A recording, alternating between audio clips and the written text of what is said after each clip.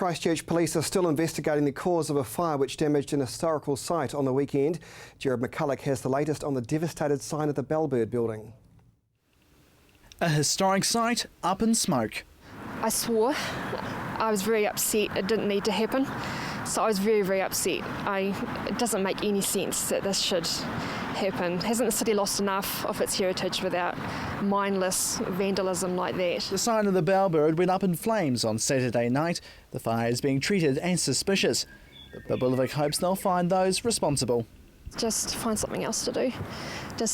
Don't take our heritage away.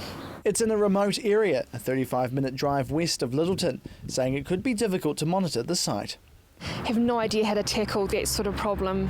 Even maybe cameras, security cameras could have come into it.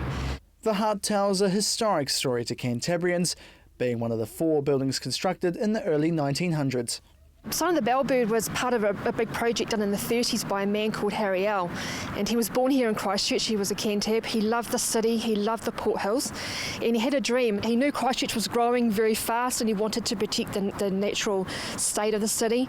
And so he envisioned these rest houses that would go from the side of the Tākehei, side of the Kiwi, right round to Godley Heads. So 24 he had in mind, and only 4 were built before he died in 1934. She's been keen on Canterbury's history since a young age, taking interest at school, and now she monitors websites oozing with information about the region's past.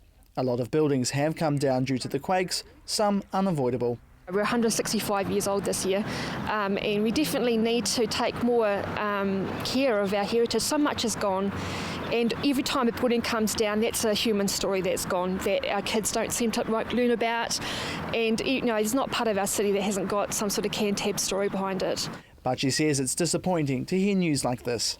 I do hope they rebuild it. It is made of stone. It looks like the roof's completely gone off it, but stone is pretty strong, not in earthquakes apparently, but definitely when it comes with fire. So I do hope they look at restoring it. We need to, what we've got left needs to be restored. A Christchurch resident is even putting up a $1,000 reward to find the suspect.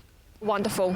Yeah, if you got the money, if people got the money, and my hat goes off to anybody who steps in with their own money to save our heritage. People are buying old homes and removing them, restoring them, and it really makes me happy, and my hat is off to them. I wish I could do that myself. Investigations into the fire are continuing. Jared McCulloch, CTV News.